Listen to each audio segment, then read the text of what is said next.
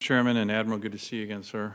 I want to follow on, as pretty much every member of the committee is talking about the need for icebreakers, and I would fully agree with Senator Cantwell that calling the Russians is not a good national strategy for the United States with regard to our interest in the Arctic, which are growing, as you know. Huge resources for the country, very important new sea lanes of commerce.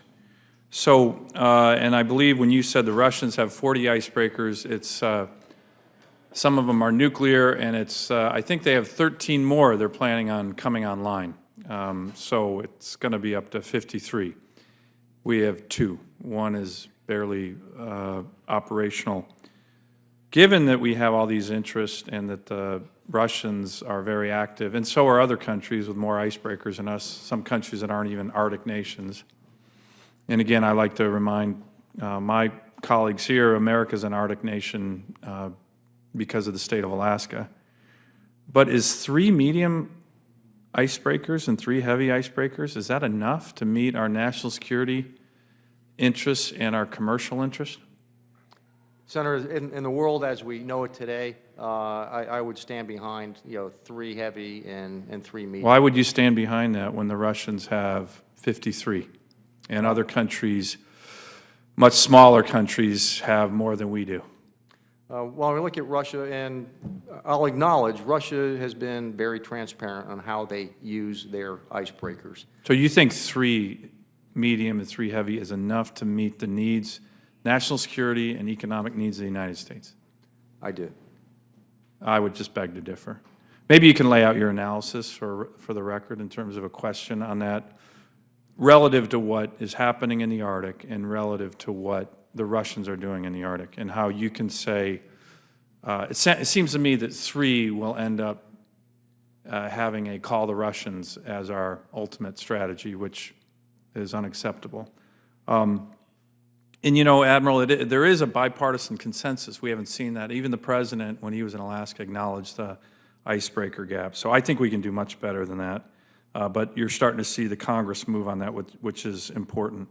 Related to that, there's often this figure that's $1 billion to build a heavy icebreaker. Is that correct? And is that an accurate figure? It seems very high to me.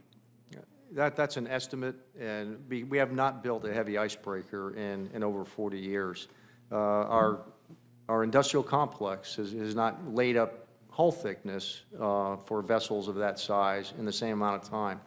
So there would be front-end investments. So it is somewhat speculative of what that dollar value is, but when we look at what you need an icebreaker to do, to exert sovereignty, to be a floating command post, to sort of support a scientific mission, to provide maritime domain awareness, it's a pretty wide spectrum of capabilities you're putting on one platform. We also recognize that what would the response protocol be in the high latitudes? Do you invest in shore infrastructure, or do you invest in at-sea infrastructure? At least for the near term, it would probably be more prudent for us to invest at-sea infrastructure, not knowing what the next 20 to 30 years might have in store with melting permafrost and the like. Let me ask you, Senator Peters was talking about the legislative requirement to keep the Great Lakes sea lanes open. Is there a similar legislative requirement to keep the Arctic sea lanes open? Senator, not that I'm aware of. Okay. Let me turn to your broader recapitalization plan, Admiral. I was just recently out in Kodiak, spent the whole day with your fine young men and women out there. You know, that's, I think, an outstanding air station, maritime station for the Coast Guard. But it also, certainly to me, reminded me of just the vast coverage that the Coast Guard has with regard to our interest, maritime fishing off the coast of Alaska. The recapitalization plan that the Coast Guard put forward calls for 8 national security cutters, 25 offshore patrol cutters, a total of 33 major cutters, which represents a 25% reduction in the total number of major cutter hulls. In Alaska, we have 7 110-foot island-class cutters that are going to be replaced by 6 fast response cutters. given that there's so much increasing activity, whether it's fisheries, whether it's the Arctic, whether it's search and rescue, does it make sense to replace 7 with 6?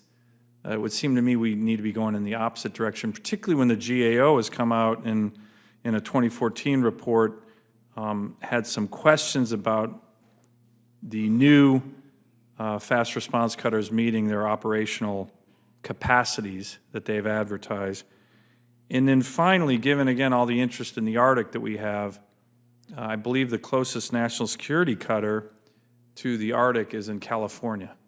Doesn't it make sense to replace the 110 cutters, island class, with at least the same or more in terms of fast response cutters, and to have a national security cutter based in a geographic part of the world that's increasingly important and has coverage that, as you know, Admiral, is enormous. And right now, Kodiak plays a big role in that, and they have to fly sometimes thousands of miles just to get to activities where they're keeping Americans safe. Yeah. I know that's a lot of questions. I tried to pack them in before the chairman cut me off here. So let me first address our island class, our 7, that will be replaced with 6 fast response cutters. Those island class boats, they run at about 1,850 hours per year, and quite honestly, right now, they're not meeting that level due to unscheduled maintenance. The new fast response cutters are programmed for 2,500 hours a year.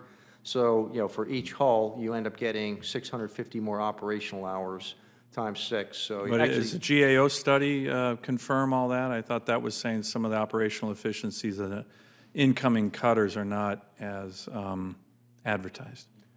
I would be happy to brief you on the GAO report separately. That was really looking at boats and boats that are iced in on the lakes in the winter, which is why we had to address seasonalization.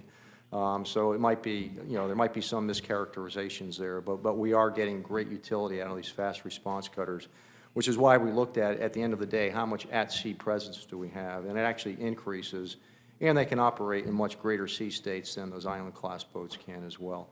As I go back to our national security cutters and the bed-down plan, where we home port those, these transit at a much faster speed. So from Alameda to the Bering Sea, it's less than 5 days. They deploy for 210 days out of the year. 5 days is a long time if you're sinking in the Bering Sea. There's always one there. And so we always make sure we have persistent presence in the Arctic. But the challenge for me, Senator, is the out-year cost, the total life cycle cost of a national security cutter. It's not the front-end acquisition, it's the maintenance that goes with that. And a lot of this maintenance with smaller crews has to be contracted out, which is why we cluster ships of the same class in one home port. Kodiak is the optimal port for our offshore patrol cutters, where we would home port 2 of those cutters, and they're designed with the Bering Sea in mind. The reason we put Sea State 5 in that requirement was with the Bering Sea in mind first and foremost. Sea State 5 means they can operate routinely in seas up to 11 feet. They can launch and recover helicopters in those sea states. Our existing 378s cannot. So that was really the thought going forward of where do we cluster these, but we need to put more than one ship of the same hull type in a given home port, and that's where we're looking at Kodiak. The other piece of that is we need to make sure we have the other infrastructure, the housing in particular, to support the crews and then the people that maintain those ships as well. So all of that is being looked at collectively, and make no mistake, you know, Kodiak is Coast Guard country.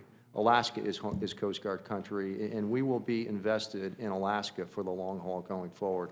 Our reinvestment strategy has Alaska very, very front-loaded into that thought process.